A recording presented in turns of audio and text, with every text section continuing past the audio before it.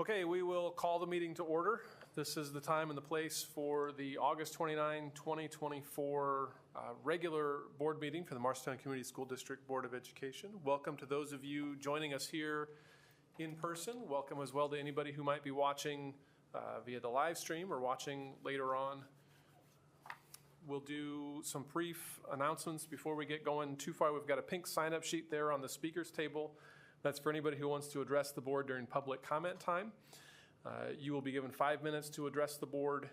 Iowa law prohibits the discussion of specific employees of the district or their job performance. Also, in accordance with board policy, board members will not respond to comments so that we can comply with open meeting laws. And since we're talking about what board members will and won't do, we should introduce the board members here this evening. So to my left, Karina Hernandez, Maria Morales, and Leah Stanley. To my right, Zach Wall, Liz Wise, and Sarah Faltis. Immediately to my left is Dr. Theron Schutte, the superintendent of schools. And to my right, Mr. Randy Denham, our board secretary. And I am Sean Heitman. We covered the sign-up sheet. I think that's all the major announcements. So would you all please join me in reading the mission statement for the Marshalltown Community School District. We develop learners who have the knowledge, skills, and positive mindset to successfully pursue a meaningful future through personalized learning experiences. And please stand as you're able and join in the Pledge of Allegiance. I pledge allegiance to the flag of the United States of America, and to the republic for which it stands, one nation, under God, indivisible, with liberty and justice for all. Are there any changes to the agenda tonight? Yes, we added some changes in personnel. Jackie, I don't know if you want to speak to that quickly.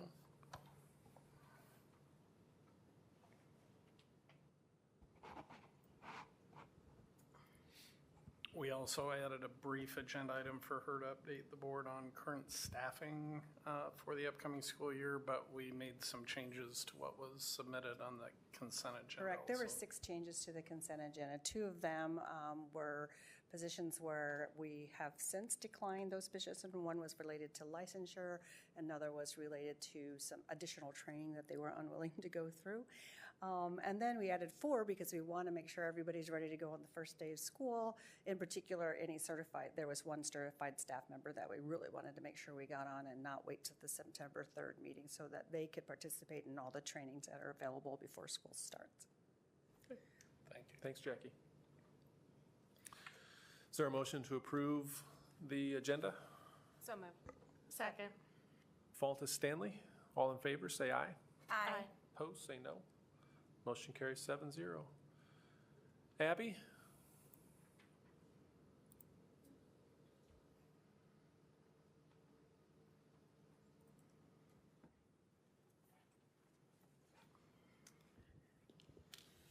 Good evening, everyone. You guys can pull up some chairs if you want. So last week, the Marshalltown High School Student Senate gathered to develop as leaders and grow as a team during their Lock-In to Leadership kickoff. A portion of the lock-in was dedicated to making decisions on homecoming preparations, fundraisers, service projects, and leadership conferences. A few of our Student Senate members are here tonight to talk about the experience of the Student Senate kickoff, along with what they're planning ahead for the 24-25 school year. So I'll let them take it away. Hello, my name is Julian Lomelli Cervantes. I am the sophomore secretary. Hi, my name is Gabby Mateo, and I'm the sophomore president. Hi, my name is Caitlin Baer, and I'm the sophomore vice president. I'm Amanda Ewing, and I am one of three advisors for Student Senate. So for the leadership event, I thought it went very well. We bonded as a group, and we successfully chose a homecoming theme and had a lot of fun. I especially enjoyed getting to meet all the new members of Student Senate and developing teamwork skills as we did activities in groups. While she was talking about the retreat, we had our first meeting during that time. We talked about service projects that we're going to do throughout this year, and we talked about homecoming, which we dated already on October 5th. We have Spirit Week scheduled in, and they're going to put out the schedule about homecoming by next week or so. And we have chosen the theme, which is Light Up the Night. During this retreat event, I noticed that a lot of freshmen are capable of more leadership roles because they were really involved during this event, and we really got to connect with one another.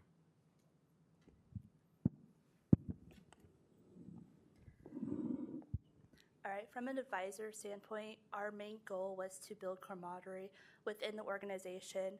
And typically our first year meeting is very quiet, but we were able to see our students bond with one another before we actually hosted the meeting through the teamwork activities. So it was an interesting perspective. And like they said, homecoming will be September 29th through October 5th, the dance being on the 5th, the theme, Light Up the Night. And we hope to have our calendar of events along with our fundraiser, which is sidewalk painting. And of course, we're printing t-shirts, starting rolling out next week. Questions, comments? Thank you. Thank you, guys. Thank you.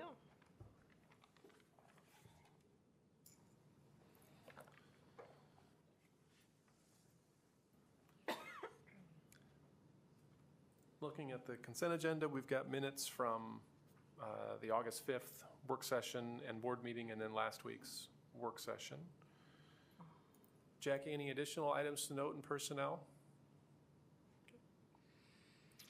We've got a few interagency agreements and contracts, a food service agreement with Micah, a contract with Steve Gill for 3 sessions of training services, memorandum of understanding 2 with Alexito to provide programming for leadership potential, 1 for Miller Middle School and 1 for Marshalltown High School.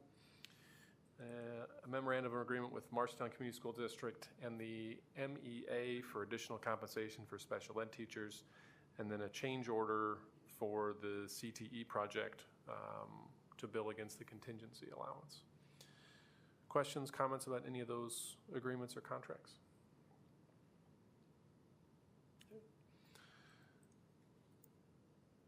Open enrollments, there are a number of them. I counted 30, 5 in and 25 out. Randy, anything to note in bills or in the monthly financials? Any questions for Randy about the bills or the monthly financials? Is there a motion to approve the consent agenda? So move. Second. Is that you? Morales Faltis? All in favor, say aye. Aye. Opposed, say no. Motion carries 7-0. Nobody's on the pink sheet, so where'd he go? There he is. You moved. Hector, come on up.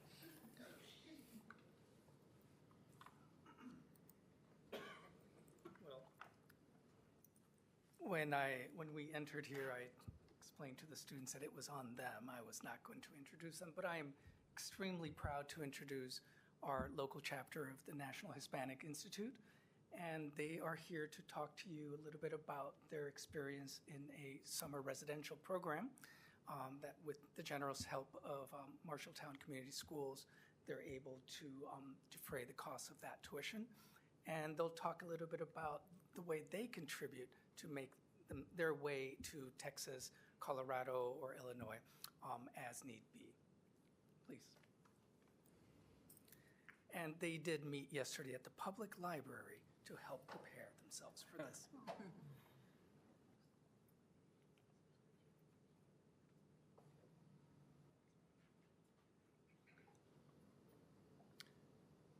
You guys can Make sure you just grab hold one of on those to the mic. microphones when you're talking. Okay, can we move to the next slide, please? Okay, so hello everyone, my name is Angel Chavez Ordaz, and I will be introducing the National Hispanic Institute. So NHI is an international nonprofit organization that leads to serving the future leadership needs of the global Hispanic community.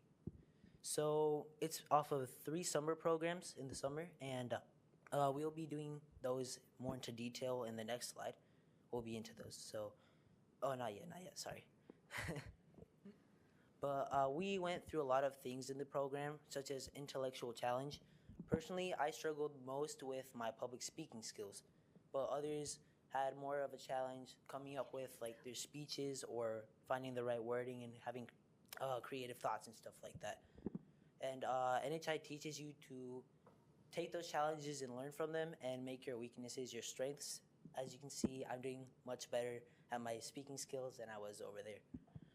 Lifelong friendships, it definitely creates a lot of lifelong friendships. All these wonderful people here, I hope they're my lifelong friends, and as it seems right now, they definitely are. Growing as a leader and finding your voice is something that NHI really focuses on, because in order to grow as a leader, you have to find your voice. And NHI teaches you to use your voice and make sure it's not just heard, but listened to. Thank you. Next slide, please.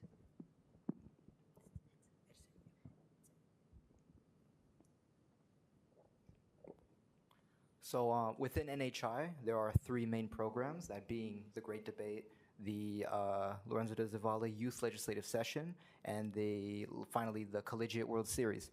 And each of these programs kind of build on top of each other, starting at the Great Debate. They help to teach you specific skills like public speaking, networking, and problem solving. But,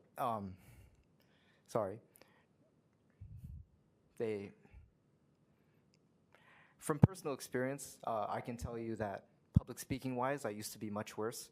But as far as growing as a person, I've gotten way better as to when I first started. And I've only been at the LDZ. I was not here for the Great Debate. And I'm obviously not old enough for the CWS yet. But with that being said, I would like to put this on to my colleague here, Ariel, to talk about the Great Debate. Here you introduce yourself too. Oh, I apologize. My name is Edson Galentine. Good afternoon, student board. I am Ariel Dominguez, the youngest member of NHI, the NHI program here at the Marshalltown, and I am here to talk about the Great Debate. Next slide, please. Now, the Great Debate is a week-long residential program that brings students from across the U.S. and Latino America to grow a strong peer network and future professional network with each other. In just a year, I went from being an introvert to someone who is comfortable speaking his mind and being curious about others' ideas. Now, as the name suggests, the Great Debate helps you begin a journey to public speaking and collective leadership while being socially responsible and consciousness raising about other communities. So, next slide, please. Excuse me for I'm the youngest and I don't really know about all this mannerisms and all that. So there are 3 categories available to compete in the Great Debate: oratory, extemporary speaking, and cross-examination. Now, what I mostly focused on was the cross-examination.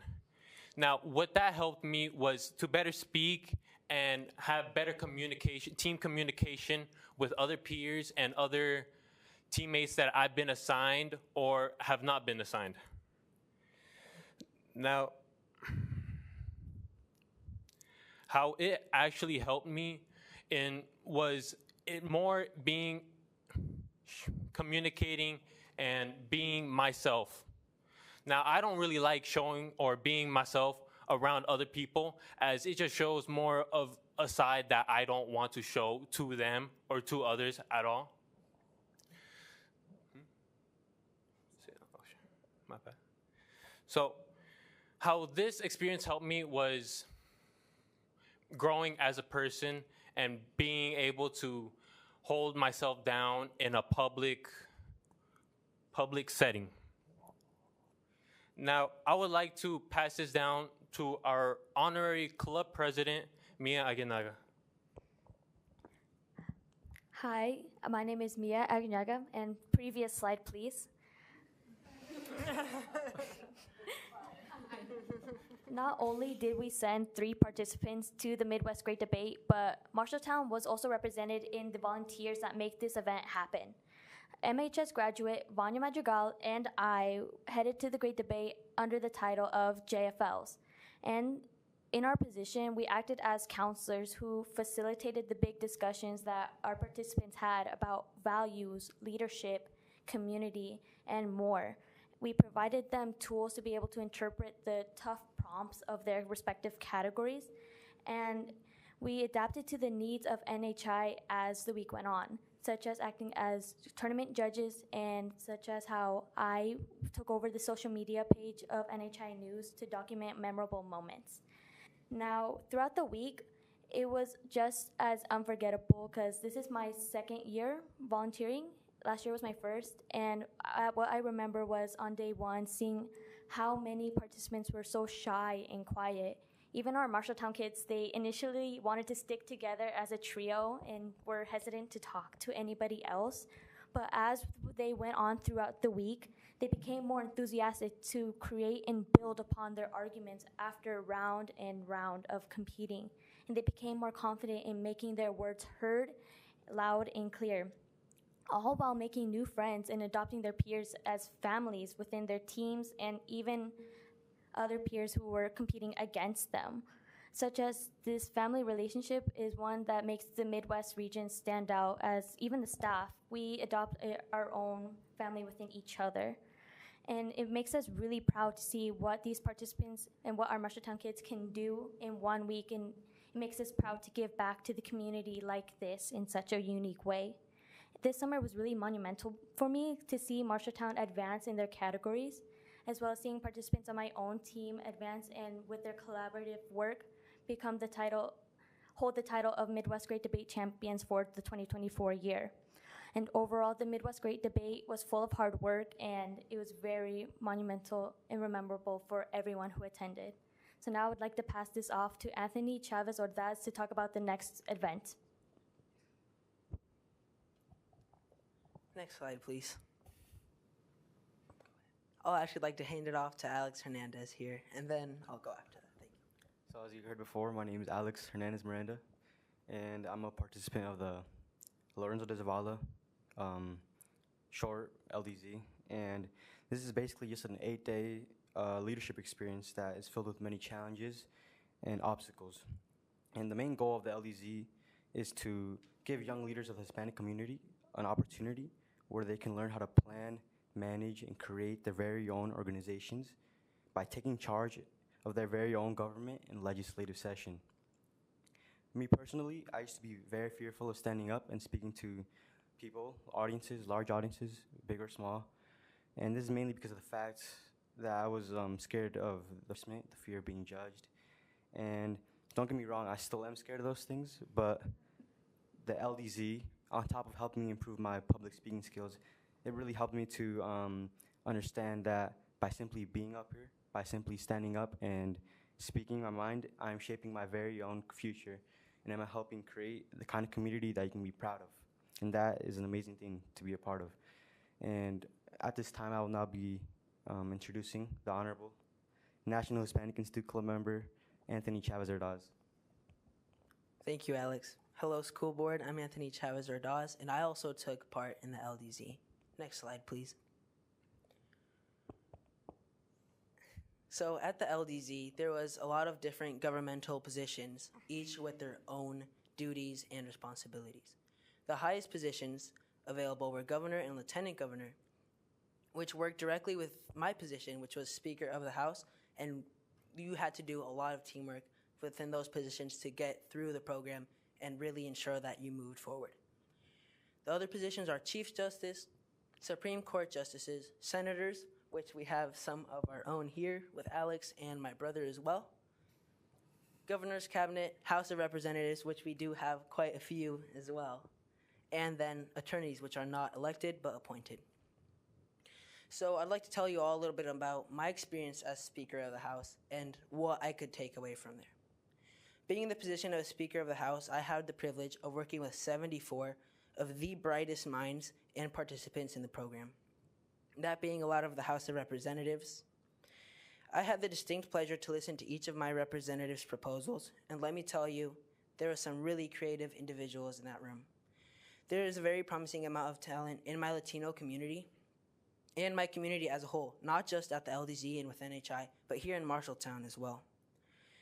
The youth of today hide indescribable amounts of talent, and if we want to see that, we must introduce them to that environment that allows them to break out of their shell and release their inhibitions. And let me tell you all, NHI is that environment. So please, board, thank you all for your help, and please continue to allow us to represent Marshalltown, Iowa at the highest caliber throughout the country. I would now like to hand it off to the Honorable Senior Member of NHI, Aristeo Herrera.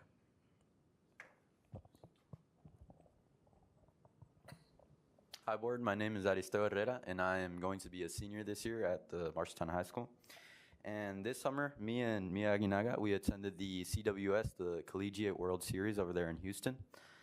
So during this program, we received detailed instruction on the college application process. The program included interactive workshops and seminars that walked us through each step of the application. From researching colleges to understanding application requirements and deadlines. College admission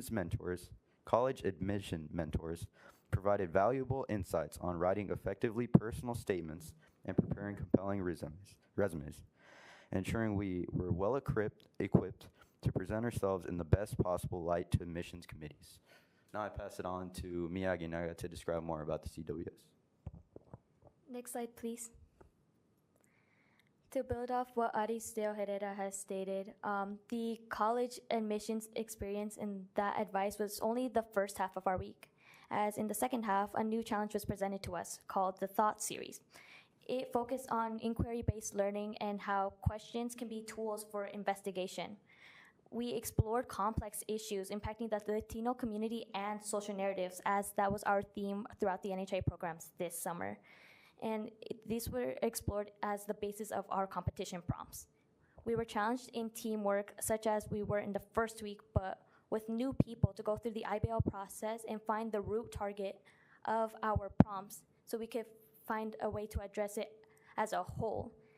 And in the culmination of presenting our thought processes on stage, we got to see how IBL can not only navigate challenges that were our initial prompts, but how it can also help us navigate future opportunities, such as the ones we were coming up with within our own teams. And after the Collegiate World Series and the Thought Series concluded, we celebrated this monumental event with the graduation ceremony, as what the CWS is known for, where we each received an NHA diploma, a tricolored cord representing our participation in all three programs, and as well as for being part of the Midwest, we received a special gift from our friends on staff of a graduation stole, as we are wearing in the photo.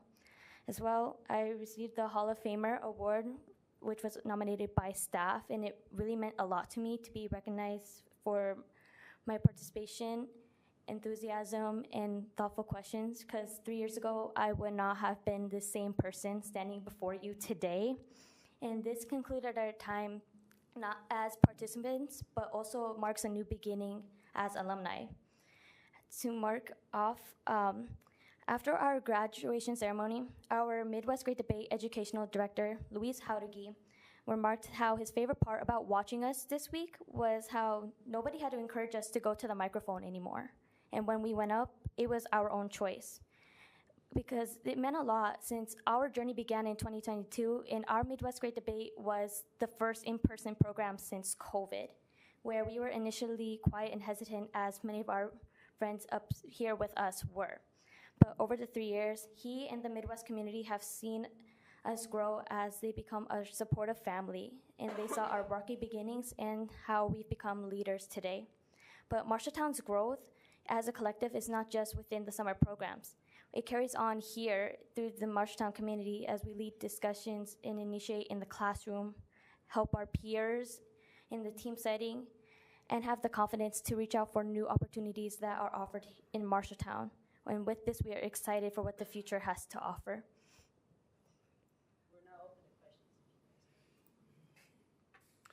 The LDZ was in Chicago, is that right? Or It was in Austin, Texas. Austin, okay. Well, you have the others introduce themselves too.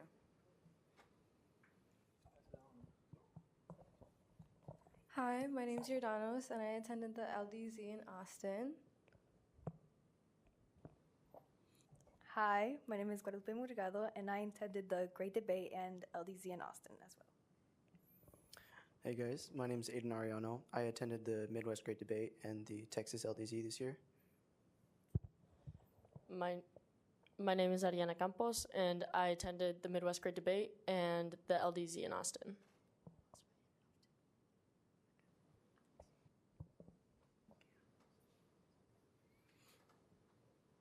How did you become involved or decide you wanted to participate in these events? I think we can thank Mr. Campos for that, as he really pushed most of us to be here today. And then, but you know, that is part of the process. And I'd like to say as well that now that we've been through the program, thanks to Mr. Campos, now we are taking those same steps as he is and looking for the freshmen and the sophomores to also get them in this program as well.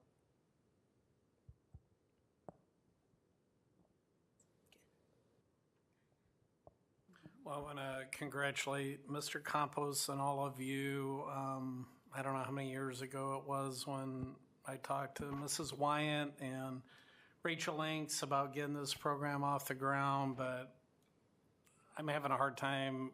I'm tearing up because what you have described as your experience is exactly what we had hoped for in providing MHS students with voice and development of traits that will carry on in your life moving forward. So we hope for this program to continue to grow and to get more students and their families to support you being able to take your talents, whether it be to Rock Island at Augustana or Austin now, it used to be Chicago, and where was the College World Series? At Houston as well. So it's just an amazing opportunity to develop young leaders in Marshalltown High School and hopefully our community down the road, because you are our future. So thank you. Thank you so much, guys. Thank you. Thank you. And so, Mr. Campos, will you talk a little bit about what they do to raise money for this? Okay, go for it. They do a large amount of work throughout the year. So at MHS, our NHI club has actually expanded very much over the past 2 years. It's actually gotten to the point where we've actually had to create 2 tiers of the club, where we have, on the first tier, we have the social club, which is for those who want to help fundraise and they want to more partake in the social aspects. And this tier has less requirements than the second tier, which I will mention next. And it's mostly for those who just want to partake in the social aspects and just have fun and just have a little bit of fundraising. And then there's the second tier, which is the academic tier, which has more requirements, and it consists of all of us and a few who are not here. And it consists of those who partake in the fundraising, but we also attend the programs in Texas and Illinois. And we also have a store which we like to call the Tiendita, which we sell many little snacks, mainly after school, and it helps fundraise for our travel to these programs. And we had many people attend the programs this year. And it helps us practice team building skills, leadership skills, and it teaches us how to make decisions and basically how to account and even have customer service skills, because it teaches us how to address to students and how to basically help them and just provide to them. Yeah, that's all. I would simply like to add that this is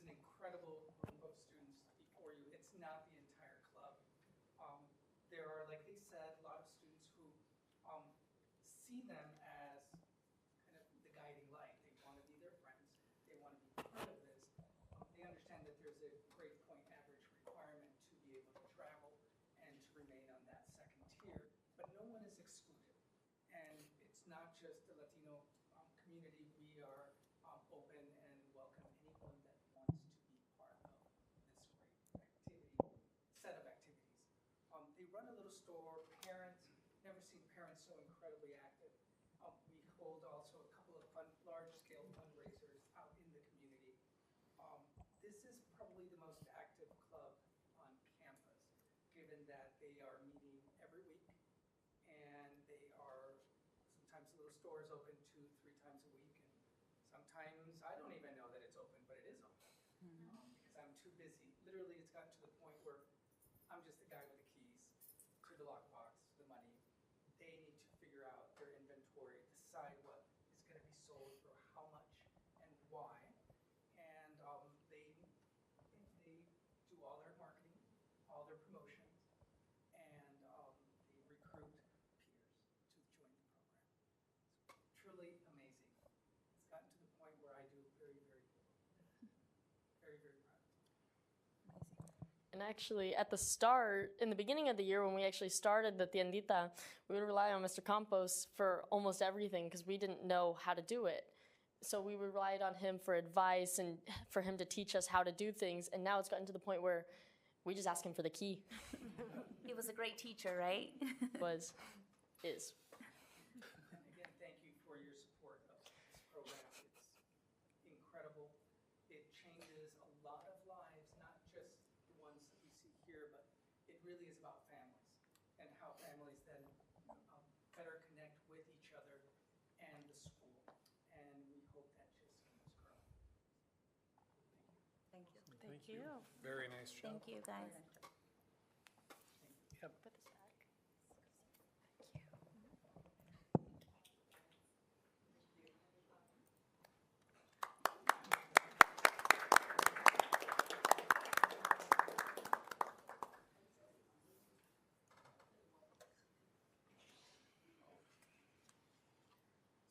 So this is Jackie next. Yep. Okay. Jackie, you ready to give your staffing update?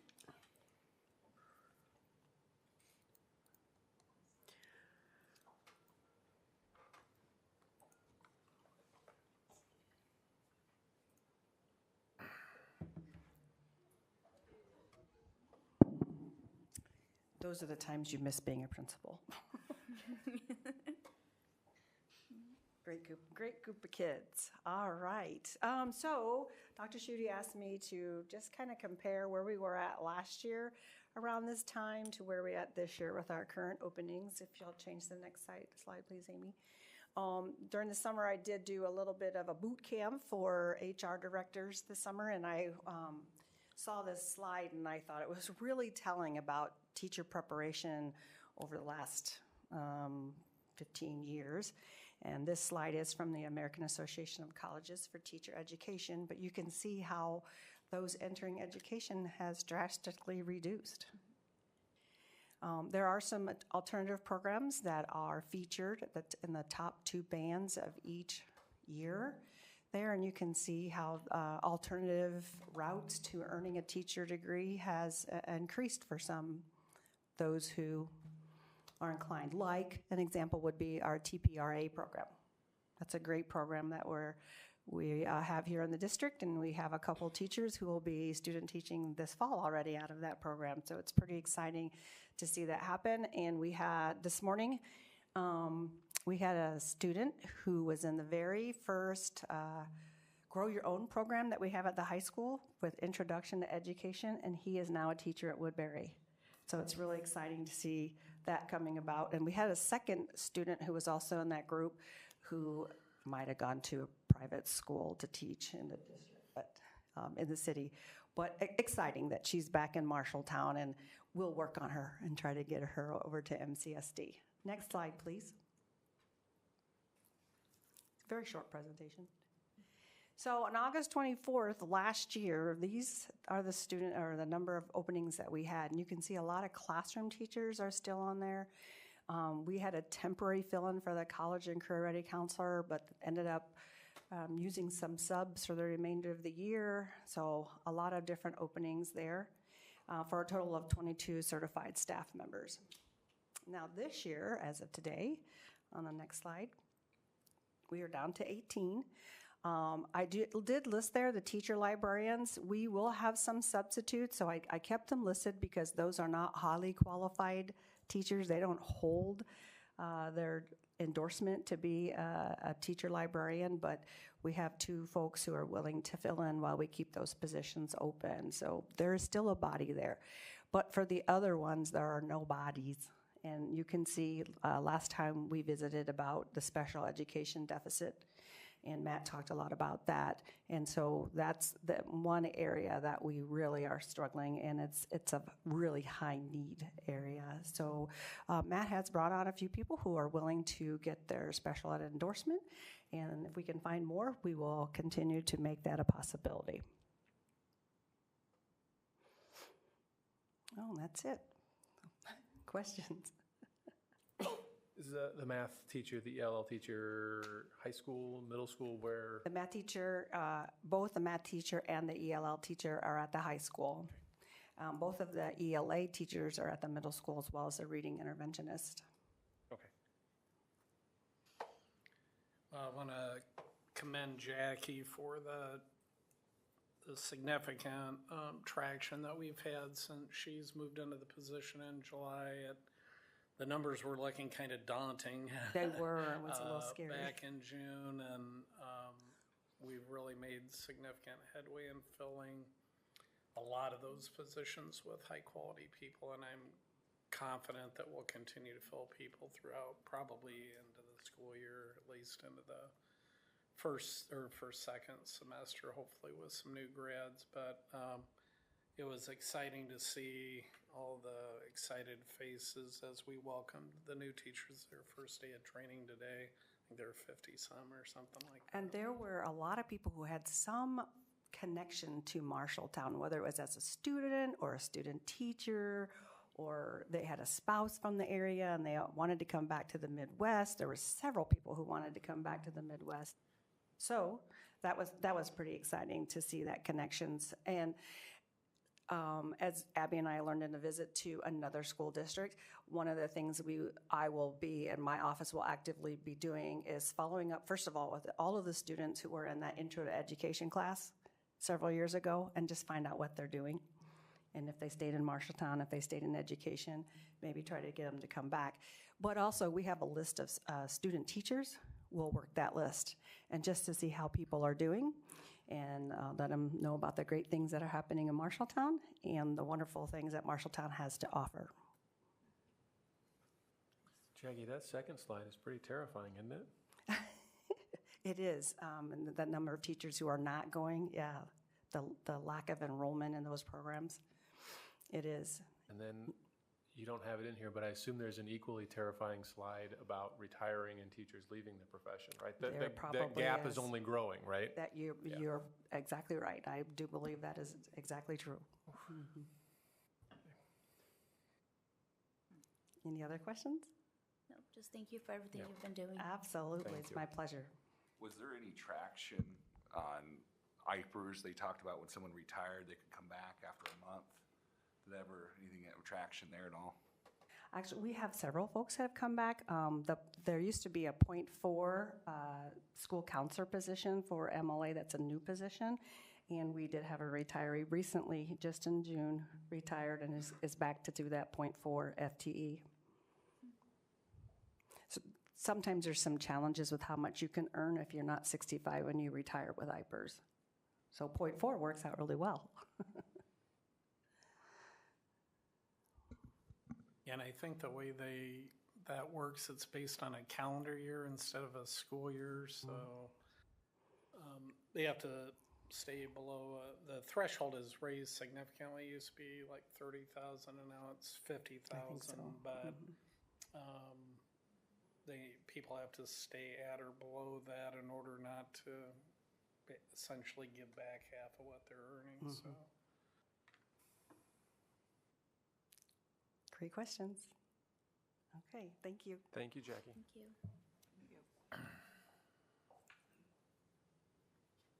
So the next item, we had a late application for student school board rep, and my initial reaction was, that train had left the station, and then as I gave a little bit more thought to it, I thought, why not have a fifth student school board rep?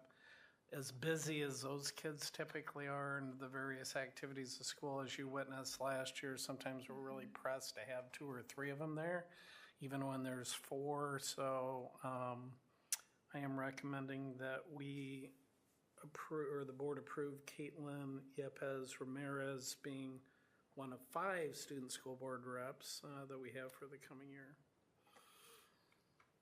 Any questions? Will they start next meeting or? They'll start the second meeting In September? of the school, or of September, yeah. Okay. Any other questions? Do we have enough room for them? You can get a bigger table. Do we have? They'll be fine.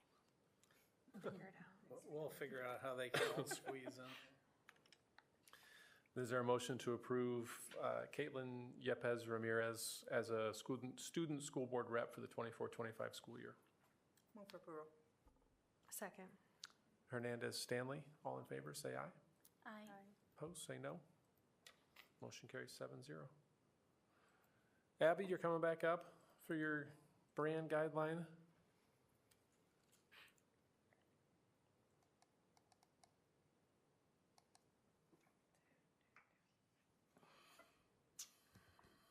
So nothing to add this time, just merely looking for approval, so that way, I can say, hey, these are brand guidelines. I don't want to say lay the hammer down, but just really reaffirming, knowing that, hey, this is fully board approved, that we want to go forward with this, that you understand that these are guidelines. There is purpose behind Unity. It helps out with our marketing. Identifying us within the district as well, colors, logos, knowing our identity and voice. And really the guideline book is meant to be a tool, meant to be shaped as we move forward as a district. And as mentioned before, it was a recommendation by the National School Public Relations Association during their 2021 audit of the school districts. So kind of those pieces together, it'll help out further down the road, and any marketing ventures or vendors that we work with, vinyl graphics, the works, so. Questions, comments? The only question I have, I think at the last board meeting, we talked about, vested people in on this project. Have you reached out to Booster Club to talk about this at all with them? I'm starting off with her coaches, really working on that piece first, and then moving over to talking to our print shops. Booster clubs will be in that lineup as well. Right now, I'm just kind of writing down the number of individuals I need to talk with, sit down, have those meetings, really have them understand kind of the purpose behind it. It's not to, shut down anything current right now. It's more of like, hey, going into the future, we ask that you adhere to these guidelines. If you ever have questions, that's what our school district is here for, to really help and making sure we're staying within our visual identity and our brand voice.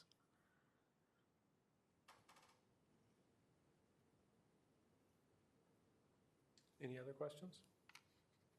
This is just in-house, right?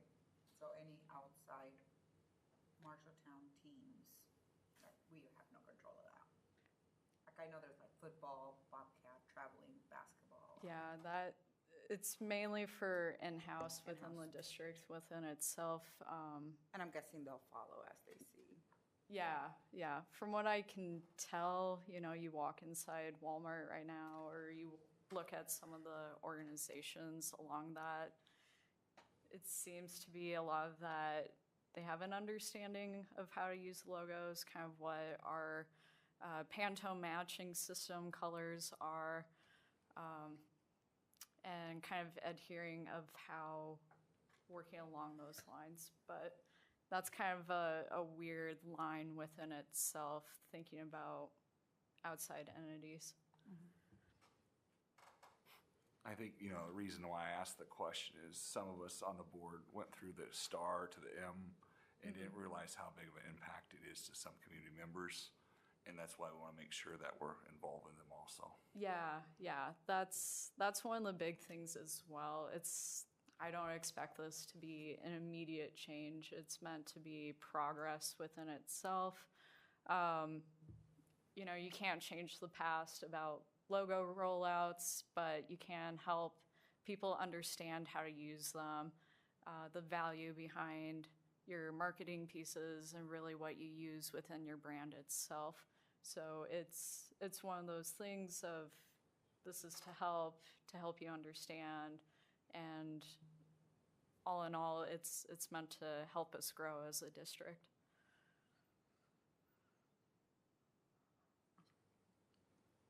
Anything else? Is there a motion to approve the MCSD brand guidelines book as presented? So moved. Second. Which one of you two was it? And who was it over here? Marina. Oh, no, Maria says it wasn't. Faltis Hernandez. All in favor say aye. Aye. Opposed say no. Motion carries 7-0. Thank you. Thanks, Abby. Eric? Todd? Fill us in on all the construction happenings in the district this summer.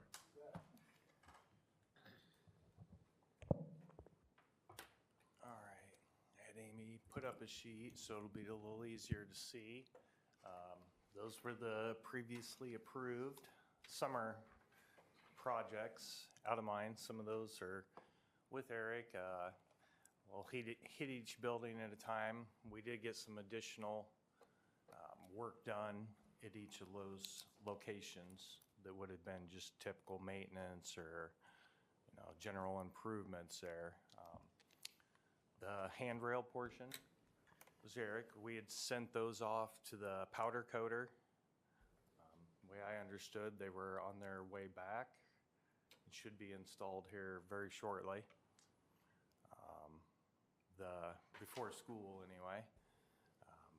As part of that, we'd also reworked the old pea gravel, all kind of flower pots in those areas.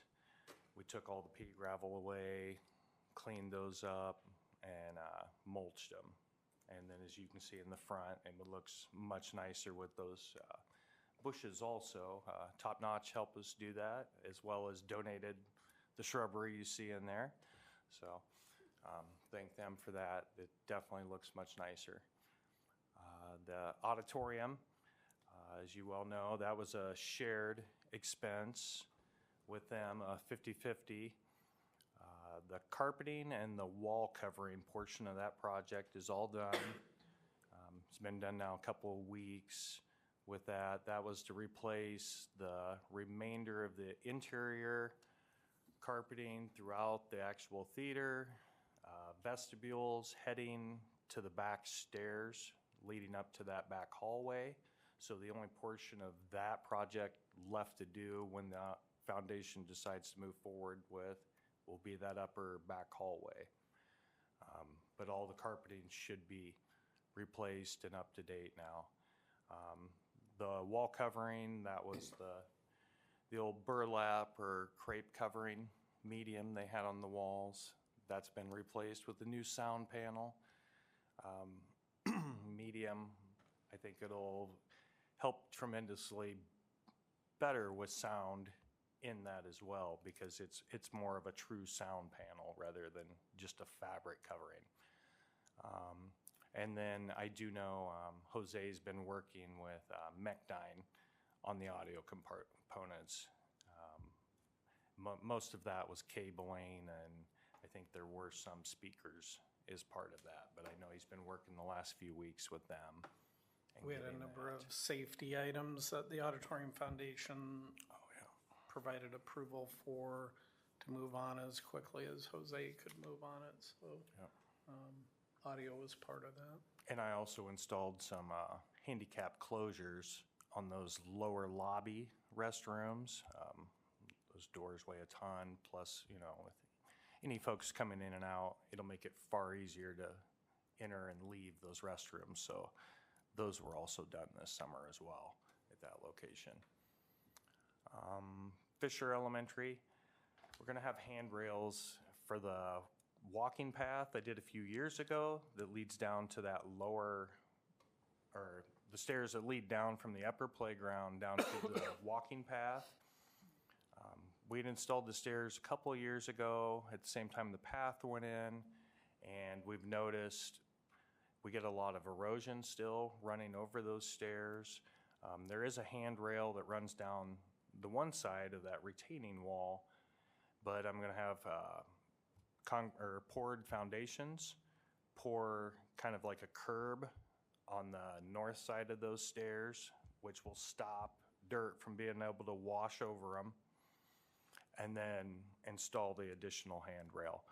Once that, we're trying to figure the best and most eye-appeasing way, since everything kind of steps down. And I've also got them on site at Franklin right now, replacing the entryway over there because that wall was pretty rough shape. That should be done. Oh, they're gonna be done with the Franklin front entry by the 21st. Handrail, we've already spoke with Central Iowa on that. That'll be a simple aluminum round tube handrail. And then we kind of reconfigured the handicap ramp as well in that location. So that'll go right out to the shop as soon as poured foundations is done this week, so we can get accurate measurements for the handrail construction. Hoagland Elementary, the LED soffit light conversion, that was done midsummer. At the same time, we also added a rooftop light for the flagpole over there, so they can actually fly the flag all day now. Carpeting replacements, that's all completed, and obviously the front parking lot, drive, it was all done and repainted this summer as well. Lenahan Intermediate, the gym HVAC project, B&G HVAC has the new furnaces and the new condensing units set in place. All the lines are there. NAI Electrical is currently running the electric to power the new rooftop units, since I would need the additional there. Once that power's in there, Woodman Controls will finish the control connection, and then the gym will actually have AC at that location. All carpeting is done there. The door replacement, I think Eric can speak more on that one. So at Lenahan, the original Lenahan had the doors that led into the school would be on the east part of the building, or north side, but towards the east. And the doors were shot. You could literally just kick them in. So we replaced a set of doors that were there with the intentions of closing off another set that's there. It's just for safety and security reasons. It doesn't get used a lot, but it is, we still have to have some egress. Yeah. So we just cleaned that up and made that area safer. But that would have been for the original entryway into Lenahan High School. And then also additional concrete repairs. I do have Dick's Concrete filling in a few other places over there up in the front entryway where we kind of had that pie wedge where you drive up and it's just been nothing but dirt. That'll be solid concrete in that area. And then the company that I had do some of the grinding throughout the district had also hit a couple other locations at that. So other than filling that little pie wedge component, that'll be complete over there. MHS, we added one water heater to replace the old units. You know, last year I replaced two. We actually have 4 of these larger water heaters that serve all of MHS. 2 were replaced last year, 1 this summer, and then next summer I'll look to replace the 4th. All those current units that were there, you could no longer get parts or pieces for them. So definitely wanted to make sure we had hot water at that building. concrete repairs. I've also got Dick's. There's some areas up in the front, coming up to the front entryway, that are cracked and just need cut out and replaced, filled back in.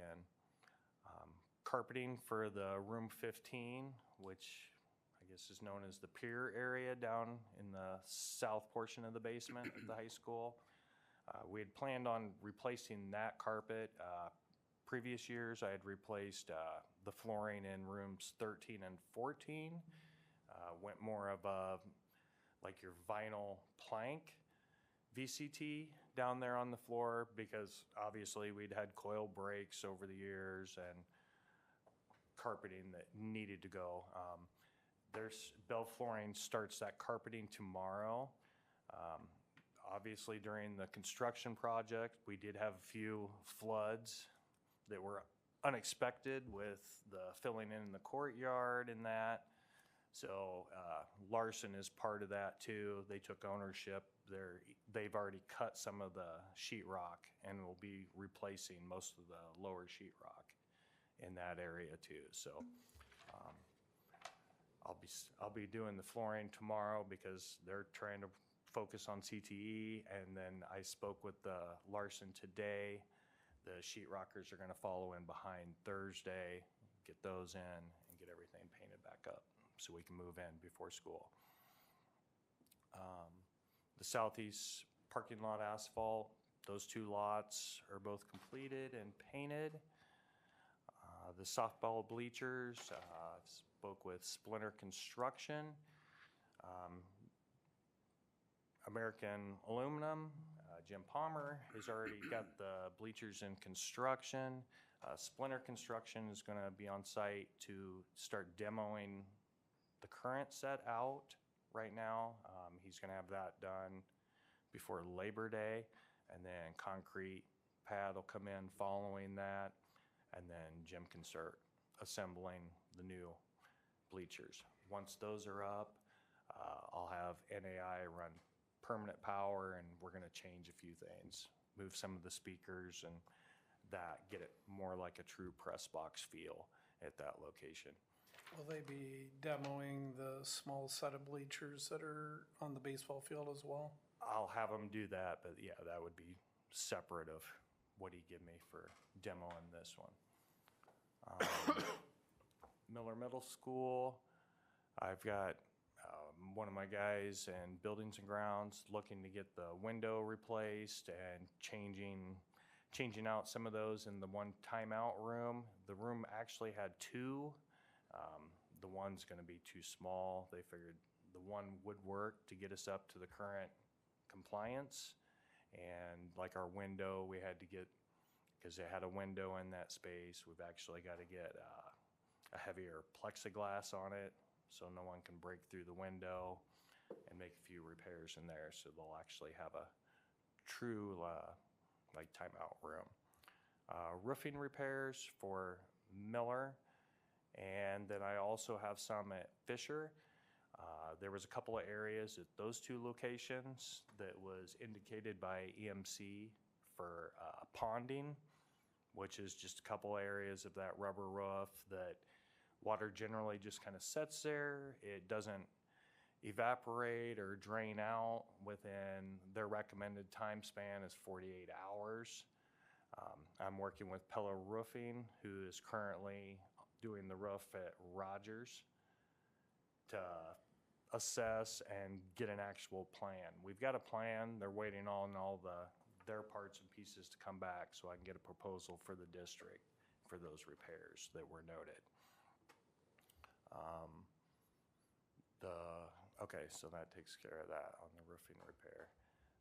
MLA retaining wall repairs.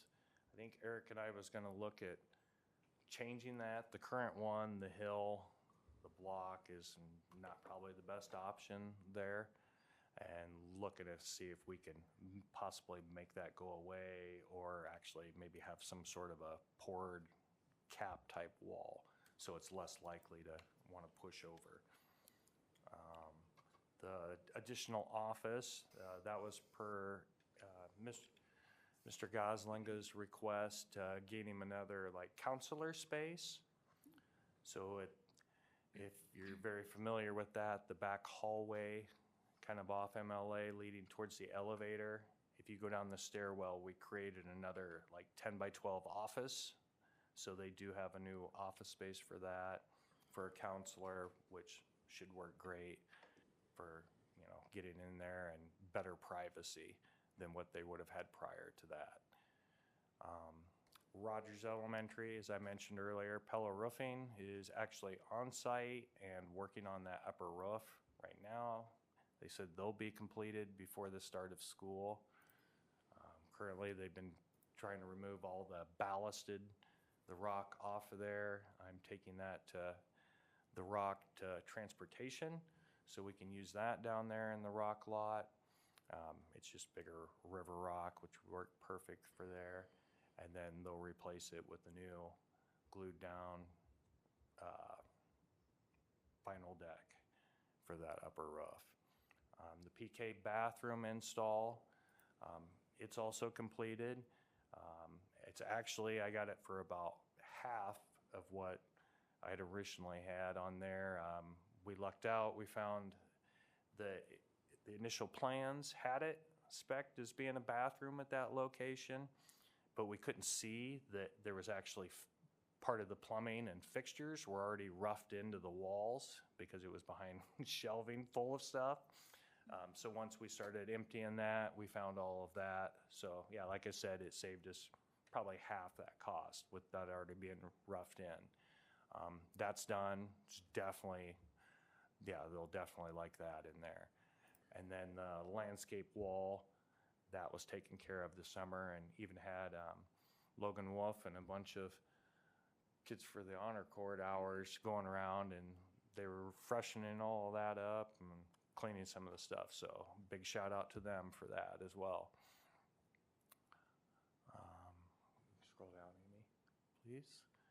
And then transportation, I'm going to work with NAI. I've got them on a lot of these in-school projects. Since it's a little easier for them to get into the transportation through the year, we're going to go through all of like the auto mechanic shops and a lot of the bays that they keep the buses in now. They're still the old high pressure sodium lighting. It's not the best in there, and converting all those over to LED fixtures.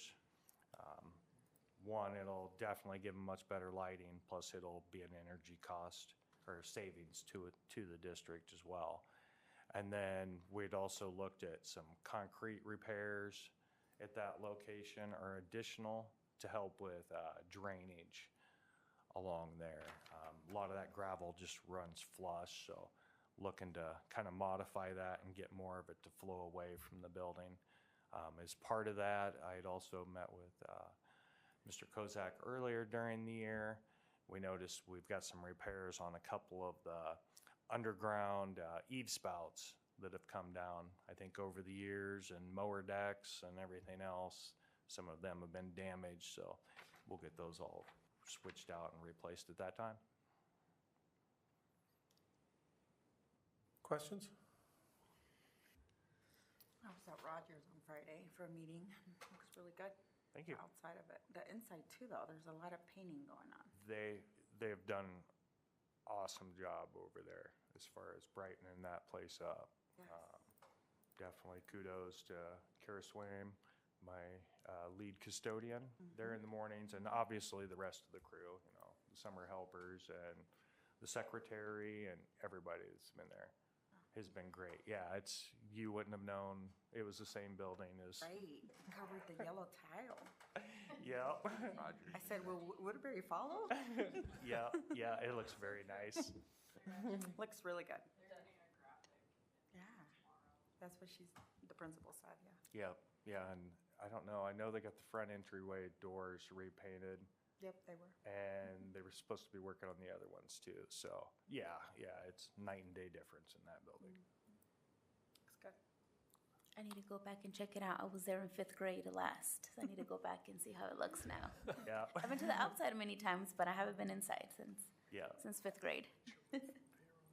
I noticed that Anson really also looks nice driving by the front of it. The landscaping looks really, really good. We did get a bunch of Ronnie's doors inside there. As part of the HVAC project, when we redid all the media center and the classrooms in that, you know, we'd went the Bobcat red and the blue throughout for a lot of the door frames and everything. So this summer, Hernandez Painting was in and did all of that to the south side of the building because those doors were still the old either tan or some of them were even some old 60s style colors in there. So yeah, we freshened those up quite a bit. Like I said, it looks nice. Even the steps all yellow going up to the building. You mentioned about Fisher with the handrails and walking, trying to figure out the drainage. I'm sure you probably noticed the paint coming off the steps. Yep. But this summer, after we approved back in May, first part of May or into May, we talked about the different projects, and I appreciate you coming forward tonight, going through everything. This is a Tanya's task to do all these projects in the summertime. But I noticed, softball. I happened to go to a couple of softball games this summer, and after sitting in the bleachers, I noticed this needs safety reasons needs to be replaced. Yeah. But what struck me the most, I had someone say to me, "Look at the rock going to the bleachers. Safety issues, older people tripping." Have we thought about a sidewalk to the bleachers at all? I've thought about that. I would honestly like to see pavement. They would make it down there, but I think a sidewalk, at least something wide enough where, you know, even if it was just a single drive, would help quite a bit. We did do some additional grading down there. My new complex guy that I have assigned helped with some of that. But even then, yeah, I could definitely see it be a problem if he was in a wheelchair. Todd, I didn't see anything on there regarding the roof at Fisher that needs to be fixed. Oh, that was, I think I spoke to that one and then Miller at the same time too. So has that been completed yet? No, it hasn't. They were on site, took their core samples, and they've been working with their suppliers to get material pricing for that. The Miller one is a pretty simple one. It should just be a replacement of, in the general location, they can kind of peel the current rubber back by, it's like a graduated foam that goes in there, and then they use like a rock board and then the rubber goes back over it. They can essentially increase the fall that's there. Fisher's a little more lengthy where it's at. It's located, there's a set of stairs that leads up onto the roof. It's kind of fenced in. If you're coming up to the front entryway, right there on the side, there's a set of steps that you could take to get up on the roof. That falls right in that area. One of the issues we're running into is the current roof line is only about that far from the edge. You've got maybe 2 inches, so you don't have a lot to go up. So they're trying to work with the company to see if we can form almost like troughs to run. We was even looking at options of possibly having to add either like a roof drain with a scuffer to shoot out of the building, but that would be the very last resort. My only concern with that is if we get a bunch of water, is possible freezing and issues by doing that, just to try to get water off the roof. So I'm still working with them. They did call me today, but I haven't been able to get a hold of him since our meetings today. We were setting in on construction because he was going to go over those options with me. Miller, I think, will be a really cheap fix. I mean, definitely, I think that number. Fisher, I may have to come back and discuss that one. That one may be a little more involved than what we thought prior. Last thing, during the May 20th meeting, I think the word came up, replacement cycles, working on replacement cycles, whether it be roofs and stuff, how we started working on a plan for that. Yeah, and then we was also working on that. I didn't share the original spreadsheet I had when I sat with Dr. Schutte and Mr. Denham. We were actually doing that. Obviously, this year I was way above my 500,000 typical summer projects year. So I'm doing a continuation of spreadsheets, and we're going to try to push it, 4 or 5 years out, that we can take those bigger high-ticket items, place them in, is when they should be coming up for that, and then we can add all the smaller items in between. But yeah, we definitely need that.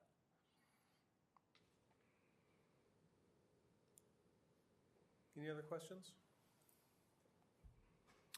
I do have a few things too, so unless you have more Nope, go questions ahead. for Todd. So my name is Eric Whedon. I'm the Safety and Security Coordinator for the district.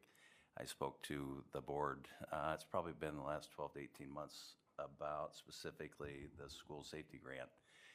In 2022, the governor's office created what they call the School Safety Initiative, and that allowed for each school in the state of Iowa to go through an assessment.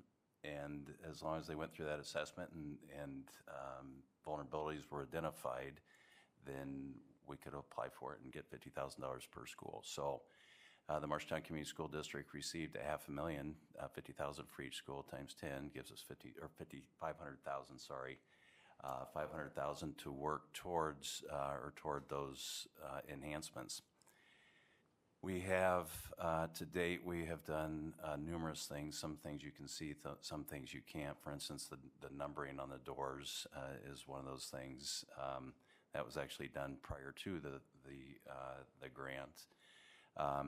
Interior classroom door locks. So the classroom door locks are simply, if we were to go into a lockdown situation, the classroom door closes, you push the button and the door is locked. Versus trying to lock a door physically with a key. You think about somebody that's a substitute teacher or somebody that might not have that key, that leaves that very, very vulnerable. We've done, or are in the process of adding access control which is a card reader, to some of the schools. That allows us better access into the schools. It reduces the amount of physical keys that we have. And it also allows us to know who is in our school. And when we do have people using that.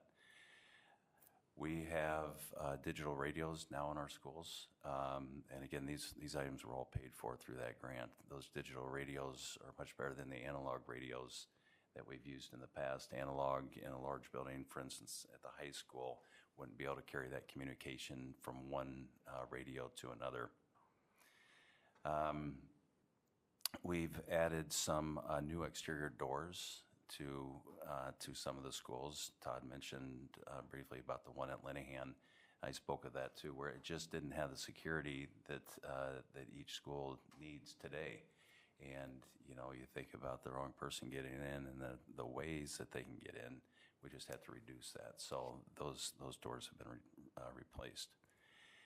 Exterior building lighting is extremely important. It's important not only for to have that area well lit, but it helps us when we're using our cameras to identify issues that have taken place. So we rely on that. In one of our schools, we actually added a door to a stairwell, which allows better flow, allows better egress in the event of a situation, and it just throughout the day just allows better transferring of kids through that area instead of making it an area where you've got lots and lots of kids trying to get through there. This allows just better egress and ingress. We've added additional security cameras, and in each one of our school buildings we have a radio. It's a Harris radio, and what that allows for is in the event of a situation, we can immediately get on that radio and we would have access to the 911 communication center. So if there was a situation somewhere, you would have multiple people trying to call 911. It would jam that up. That just allows us a better opportunity. It would allow us to speak to a 911 communication operator, giving him or her that information that we need. Some of the things that we're still working on, this work has to be done by December 31st of this year. It will be done by September. So we're ahead of it. But person trap, we have some enhancements to do in some of our person traps that are vestibules. And then we have some exterior doors at a couple locations that we need to take care of. But those are certainly on the plans. And like I said, those will be done before the end of September. How much budget do we have left for those safety items from the grant? I would say we've probably gone through 80% of the money, and the 20% we can't go over. But I would say 80% of the work is done at 85%. Okay. And you have plans for the remainder? I meet with Randy on a regular basis. Okay. He keeps that in do check. anything that hasn't already been identified in the grant application. Right. Yeah, it's all been identified, and but I would say, like I said, probably 85% of the work is completed today. Getting the money back's the tricky part. So. What's that? I think getting the money back's the tricky part. So. Right. Yeah. Speaking of doors, I did forget, I also installed, since the Welcome Center we have up there, I also installed some handicap operators on that side entry doors where you enter the Welcome Center now. Oh, nice. Yeah. Any questions? Thank you, guys. Okay, thank you. Well, thank you.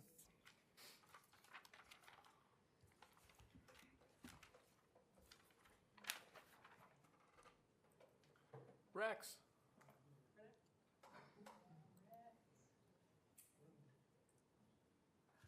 I'm back. Everybody says it's the wonderful time of the year. What I'm here tonight for, there's two things. One is asking permission to order 2 buses with the hopes, well, they kind of said they would be here in April of '25. Currently, we have 4 buses ordered. 2 buses we ordered in January of '23, and they're not built yet. We hope they will get built soon. One is from Thomas and one is from Hoagland Bus. Then the 2 buses that we ordered from Hoagland Bus in October of '23 have not even been put on the schedule to build yet. So tonight's request, and everybody's been telling me we need to put them in sooner with the hopes that we get on a build sooner.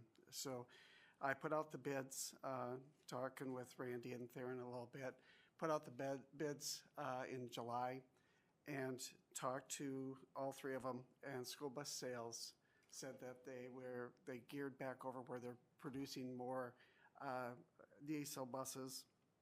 And so my recommendation is that we would order 2 buses from School Bus Sales with the hopes of those being built and delivered by April. Because right now, we have very few backup buses between the activity buses that go out on a daily basis and our regular routes. We have 46 regular routes, and we're pushing the limit and with that. So that would be my recommendation.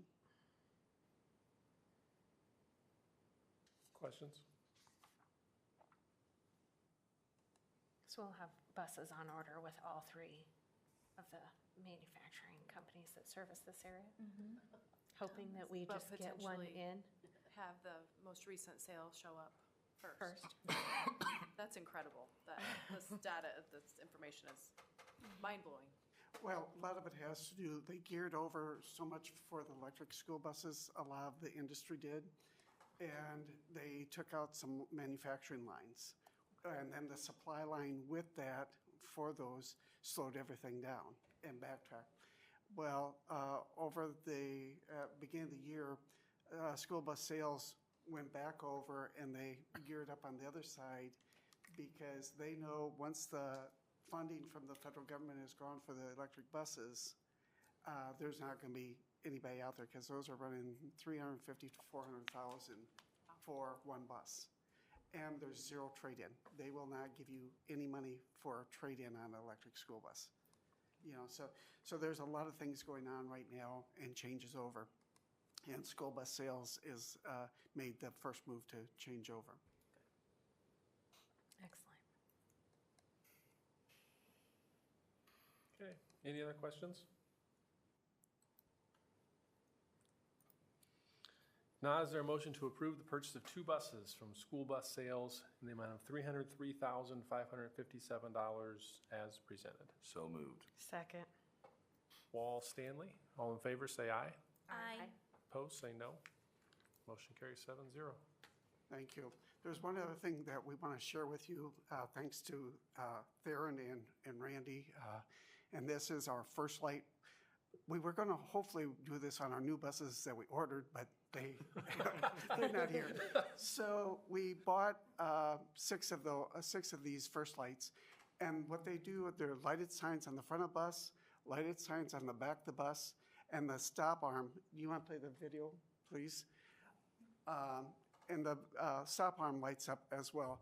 That's what they will look like in the dark. You can pick them up quicker. We did our 4 rural buses because they're out in the dark. They leave at 6:30, 6:45 in the morning. They're out on the roads in the dark. And then we did 2 of our buses here in town that have a lot of stop arm violations, with the hopes, because we were averaging right at about 2 stop arm violations a day last school year. Wow. And one lucky person, we got stopped up on Church and 3rd, and within 5 minutes, they were down on Iowa Avenue and got stopped again, ran our stop arm. So they got 2 lovely citations in one day. But we're trying to figure out how to do a better job of keeping our kids safe. And we think that from everything we've been reading and looking at, that this will help out there. And I'm hoping that we see a decrease because I can see them. The other thing we want to get them on is our activity buses going down the road at night. Because when you come up on an activity bus at night on the interstates and stuff, a lot of times you don't know it's a school bus till you're right on top of it. With those lit up like that in front and back and stuff, you'll be able to pick that bus up a lot sooner and a lot quicker. So we're looking at do that. And again, a lot of thanks goes to Theron and Randy supporting it and discussing it about how we can keep our kids safe. So 6 buses plus our new ones when they ever get here, we'll have those on, and we hope to be adding more as we go. Rex, does that light on the top, that just where it says school bus, does that activate when the arm is still in? It's on all the time. Okay, it's on all the time, so it's activated even when the arm is in. Okay. Yep. Yeah, that's why we went with those, because we wanted to make sure that bus is seen at all times. And then when the stop arm comes out, this whole arm lights up and catches your eye a lot better than what the normal just single stop does. Okay. I mean, it's costly to make those moves, but when we're looking at the benefits, we feel that outweighs, but it's going to take a while to do all our buses. Thank you. Same on the back. Is it always light up, school bus on the back? Always lit up, and that's what's really nice about it, and it just gives you that light, and we think it's going to help a lot of the kids as those buses are approaching as well.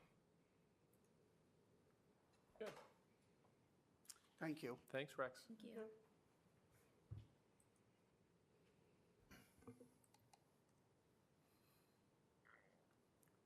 Leah, policies? Okay, We're going to policies. skip through. Yeah. I mean, that's fine. Oh, I I mean, we're did good. skip you, Randy. Just give me a I'm blanket sorry. approval, we'll move on. So Talk about your business procedures manual, Randy. you sound a little bit more excited about it. I'm disappointed. Well, No, I know. It's boring. It puts me to sleep. you too. should It's have gone okay. in front of the buses. So, I should have gone. You have a video with flashing lights? Yeah. I feel like there's a subliminal message there if I should have gone in front of the buses. I just, Oh. That's a conversation for another time, I guess. Okay. I'll make this quick. So if you recall, last year we created a business procedures manual for the district, and we were going to treat that similar to our handbooks, to where it'll be brought back in front of all of you with any updates and brought to you for approval each year. This year, I have about a 2-page document of changes there. Majority of those are just minor contact information updates and just some minor tweaks to the language, so I won't go in depth on most of those. I will say there are 2 points that were fairly new this year. The first one, about 3/4 of the way down on page 1 there of that summary document on page 20. We did add a bullet under our travel and expense reimbursement. We've had some instances of employees that are out traveling that have shared a meal, let's say pizza, for example, and one employee pays for the meal, but both employees turn in the same receipt for reimbursement. From an auditing standpoint, that raises red flags when we're reimbursing multiple times from the same source documentation. So we've put language in the manual for employees to try their best to either get individually billed for their portion of the meal. I know that's easier said than done. So at least provide some sort of documentation so that for auditing purposes, we can show that someone is not fraudulently trying to get reimbursed multiple times for the same expense. The other update, this came about after our audit last year. It wasn't a comment in our audit, but it was a discussion orally that I had with our auditors as they were doing some testing of our reimbursements. We had a couple instances of employees that had turned in their mileage reimbursements several months after the fact. For example, we had one staff member that turned in mileage reimbursement to us last August, and it was for the months of November, make sure I get my dates right, November of 22 through June of 23. Again, there's a timeliness issue to that, raises some red flags. So we implemented a process that all mileage logs are required to be turned in monthly. So we have staff that travel between buildings, mileage in a month at the IRS rate. It might just be a handful of dollars here and there. So for efficiency purposes, so that we're not constantly cutting checks for just a couple of dollars, we set a threshold of a $20 limit. So if a staff member turns in their mileage log but hasn't reached that $20 limit, we'll keep it on file, and we check that each invoice cycle. And then once they reach that $20 threshold, then we'll cut them a check with all of their mileage logs. Otherwise, if we have mileage logs on file by June 30th that haven't reached that threshold, just for year-end purposes, we'll do a mass check, kind of similar to lunch refund accounts. We'll just kind of clear the books that way. So those were the 2 big changes, and the rest were just minor tweaks to language and some updating of contact information. I did send this out to the Finance Committee to get their input to see if we needed to have further discussion about it or if I could just bring it to the board for approval. So here I am. That's all I got. Questions for Randy? Get the buses out. So. Do we still give out checks, or is it automatic deposited? Checks at this point in time. That is one of our long-term goals in our office, is especially with employee reimbursements, to process that automatically, to have that just be direct deposited into their accounts. And then we'd also like to work with vendors to where we can set up ACH payments for that. We would like to get away from checks as much as possible, but that's a ways down the road yet. So. And then I think you mentioned that if they don't, after so many months, you'll just pay it out. Yeah, so we'll pay everything out on June 30th regardless of what their balance is, just because we have to get those expenses recorded in the correct fiscal year, but so that we're not constantly cutting a $2 or $3 check every single month. That's why we put this process in place. And that was after discussions with our auditors, and that was a recommendation from them. Well, I appreciate the time you took to do all this. I know it was a lot of work, Randy. And thank you. Was the Business Procedures Manual well received last year? Appreciated? From the secretary group, yes, because the secretaries are our front lines for the business office, so they're typically that first point of contact for a lot of staff members, and they're the ones kind of happen to be the messenger a lot of times. So I think our secretaries really appreciated it. I know my office staff, especially having new office staff, kind of having something that we can kind of lean back on to go through. otherwise, for the most part, I think it's received, at least in my experience, as expected. As I met with new teachers today, I know this isn't the most glamorous thing to talk about, so I sparkle it up as best as I can, but at the same time, I really try to hammer home that while the processes and procedures may seem cumbersome, I tell folks I'd rather you spend a few extra 5 minutes on the front end doing the process correctly instead of something going wrong and we're spending several hours, if not days, on the back end where it can get possibly messy and have to fix it that way. So, and they seem to appreciate that message. So, any other questions? If not, is there a motion to approve the updates to the 24-25 Business Procedures Manual as presented? So moved. Second. Wall, Morales, all in favor, say aye. Aye. Aye. Opposed, say no. Motion carries 7-0. Now, can we do policies? if you insist. Okay. Sure. Okay, so we've got a couple of policies here. The 102.E5 is a witness disclosure form. There were no changes to this already existing policy. Same with 102E6, disposition of complaint form. So those are both marked as review. We did have 103 that has an amendment for, this is long-range needs assessment. And there's the second paragraph kind of repeats what the first paragraph says. And so we're deleting the second paragraph, and it's talking about authorization of the board to appoint committees, which is also discussed in the first paragraph. So that one's amendment. Questions about those three policies? I have one more. Yeah, I But think I've got. But that's a new one, so I was Okay. gonna do these ones first. Okay. I'll take that. You're So- gonna take the new one? Okay.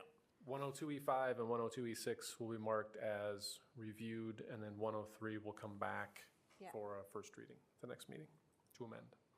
And then we also have a new regulation adoption, 605.06R2. This is by recommendation of IASB as it relates to artificial intelligence. Amy's been spending a lot of time with a variety of sources to try to help figure out what type of policy, regulation, guidance, et cetera, we need as we move forward in this new world of AI, especially as it relates to students and staff. And so this is simply adopting a pretty general regulation, and we anticipate there being more detailed guidelines coming forward probably in the coming year. So this would return for a first reading at the next meeting. Any questions for Theron or Amy about that policy? Okay. I guess my question, maybe I just don't know much about AI. Like, is it something where a teacher can tell when they're using AI? There's an app that you can put the content and it'll tell you how much percentage it's AI. So is that additional work teachers have to do now?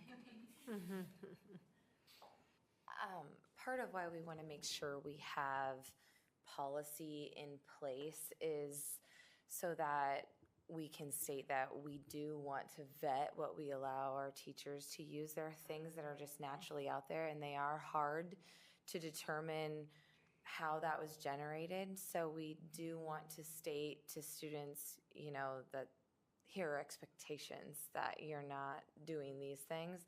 And then later, as we work through with staff, I think in January, we have something planned, will help with guidelines for how to pick that up and know if those things are being done. But this is mostly how to make sure that it's, you know, unbiased and that we're protecting privacy of students and just kind of the most basic things that we have to do, and then we'll come through with guidelines for that sort of thing in January. Thank you.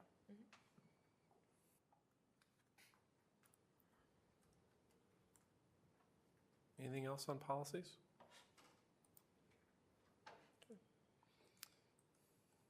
Abby, do you have anything else for communications? Not unless you really want to hear about the new vinyl graphics going into our schools. I mean, I would listen to the vinyl graphics presentation. You mentioned it. I mean, you brought it up. Seems like you want to talk about it. I need to know what vinyl graphics are. I know. Well, you sent pictures. Yeah, it was Yeah. in news and notes. Yeah, we have the Yeah. pictures. Yeah, three of them, two of them. So it's Linehan and Rogers, right? Yeah, under the notes, there's a picture or something. That's my favorite. I'll let you pass it. Oh. Four attachments in news. So currently at two of our buildings, Lenahan Intermediate and Rogers, they're getting a little bit of new marketing and decor within their buildings, tying into Embrace the Lead and a little bit more school pride, brightening up some of those areas as well.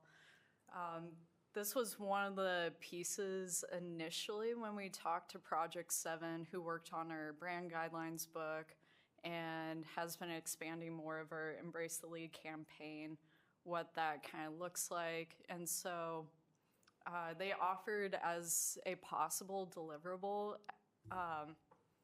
the Lenahan Stairs vinyl graphic. They're like, have you ever thought about this as one of your items tying into this? And so I kind of thought in my head, I had a lot of conversations with Kyle Young, with Dr. Schutte, and then kind of with Arts and Culture Alliance, kind of talking with them because they seemed interested in supporting. They had to back out due to some of the other projects that they were working on, but we were able to go forward with it. And then kind of around the time I was getting to know Brooke Will, our new Rogers principal, I kind of mentioned our vinyl graphic going into Lenahan. I showed it to her and she was super excited about it. And so with that, and especially with the work that they've been doing over at Rogers to do a little bit of a facelift and brightening things up, she really wanted to bring in some type of Embrace the Lead into their own building. So they came in, they measured the space at first. It's the kind of stairwell, main stairwell area that everybody walks into, that you see first thing in the morning. Kids see it immediately. So every day you'll have to walk by, you'll see Embrace the Lead, seeing that, being inspired. And so the one that Brooke and Roger's team wanted to go with was the red stripe one. So that one will be going in tomorrow. That's kind of that area. And that's a stairwell off the south side of the building? Sure. Coming. Yes. Yeah. The middle one. Okay. Yeah. So that's that. Okay. Thanks, Abby. Yeah. No problem. Did she get any texts from her mom while you had it? We replied. That needs to be part of the minutes of the meeting.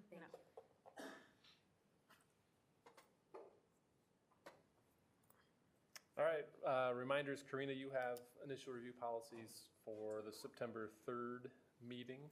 Remember, that's a Tuesday, also the first day of school. It's going to be a busy day.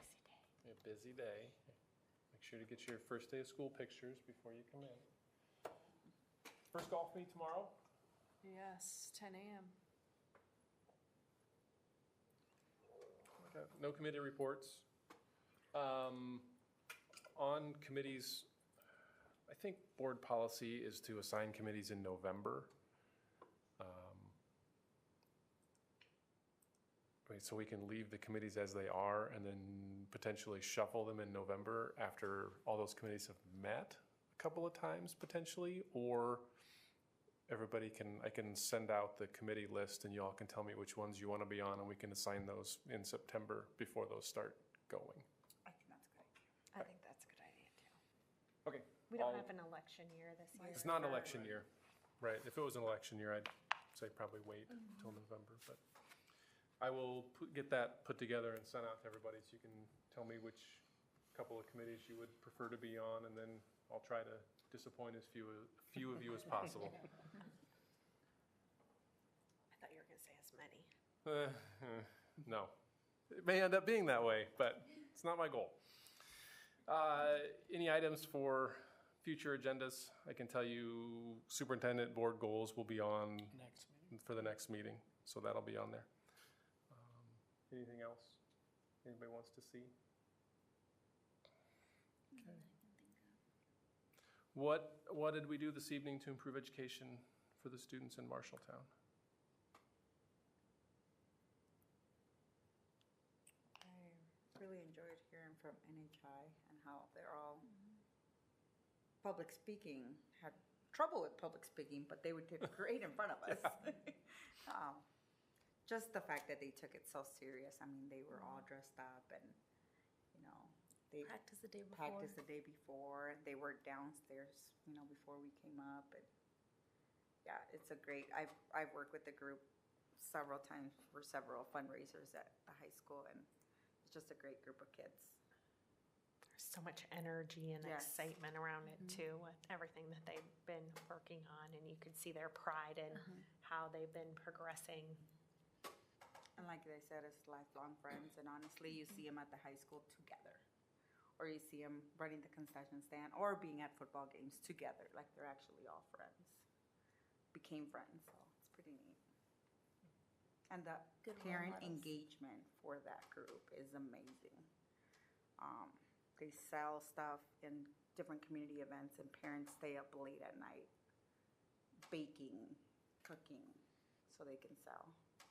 So how do we take that parent energy and put it in other pockets? Yeah. But you have to know what is causing them to be active and engaged. What is the motivator, or what draws them in for those activities that's not for the other? Seems like the kids have a lot of energy and excitement for it, so. Believing in what they're doing and seeing the success that it's giving to their child, possibly. Kind of going into the leadership Marshalltown, framework within itself, and the voices, and then raise the heat a little bit with those community members, so that way you can find a pathway forward. And Mr. Campos, I don't know what his role is gonna be after, being assistant principal in this group, but he does an amazing job with engaging those parents and holding those kids accountable for bringing the parents too, so. So he set that expectation Yeah, initially, and it that's is. what started. Oh yeah, he has parents meetings and lets them know that you also will be involved in this, so, for sure. His son was one of the first participants in the program that fully engaged in it, and so he lived it as a parent before his real engagement as a staff member, and so hopefully he'll continue to be involved, but if not, we'll recruit whoever the next person is to help lead that effort. And his wife is very involved as well, which is the ELL teacher, Mrs. Campos. And so I can see that being somewhere being steered to that. It's neat to see the engagement being so high in that group when there is a GPA expectation too. Yes. I think that's pretty incredible.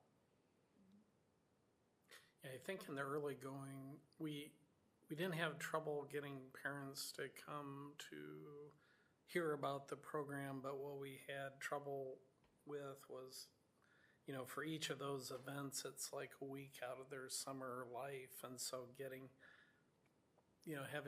parents to a point of comfort in allowing their children to be gone for a week at camp, a boarding camp or whatever, I think it's just taken time to build that trust. But super excited that, it's one thing to go to Rock Island, it's another to go to Austin, Texas, or Houston or something like that. So it's exciting to see the momentum there, for sure.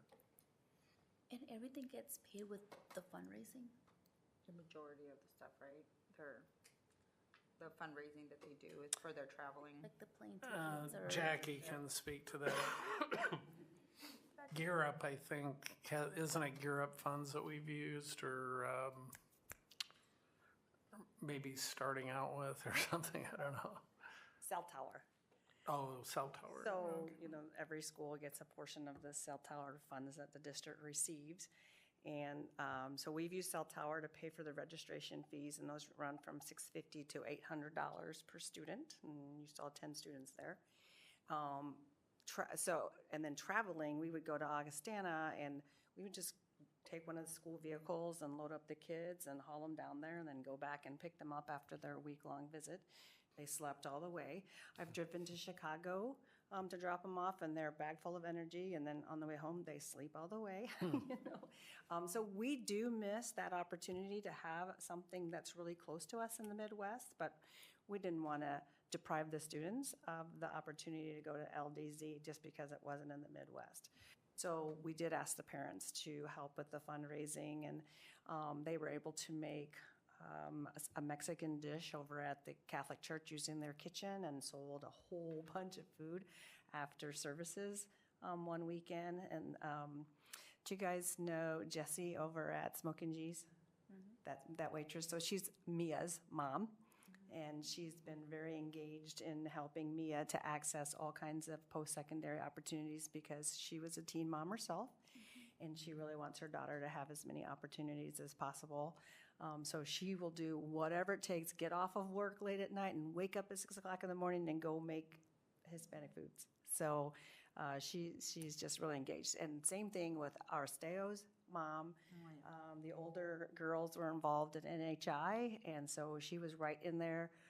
In fact, she was one of the first parents who came into my office and said, Mrs. Wyatt, we need to get involved with this fundraising. And so she worked closely with Mr. Campos to organize the parents. I remember coming in on a Sunday and listening to them talk, and that's all I could do was listen, because I didn't understand anything they were saying. They kind of forgot it, which is fine. I mean, it was all about them anyway. So it was great the way the parents took, and I'm with Leah, the parents took control of all of that. And they were so empowered by helping their own children to have this opportunity. And it has grown so much since Dr. Schutte and I talked about it, because we really wanted 10 kids the very first year to go. And I think we had maybe 4. And every year we tried to get 10, and we finally have gotten to 10, but that's been many years now. And it is through Hector's recruitment. He was working in the 9th grade physical science classrooms, and so he would just start tapping students on the shoulder and saying, hey, you would make a great participant in this program. And then he would hold meetings during our intervention period, and the older students, like they are doing now, would explain about their experiences, because the first time I drove students, I said, so where have you guys been traveling? Where are you from? We're from Marshalltown, Mrs. Wyatt. Okay, that's silly me. They had not traveled. They definitely didn't spend time away from home for a week, and their parents all brought them to the drop-off point, and they were just as leery about leaving their babies, to go somewhere and spend the whole week without them being under their guidance and not knowing who these people were who were going to be supervising them. So that goes along with, same thing with college visits. How do we get our parents to go on these college visits with their children? And then many of them are working, so it's hard. But if they can be on those campuses and see what opportunities their students are going to have on those campuses, they may be less leery about sending them out of town to go to school. So a lot of changes for our families, but it's wonderful.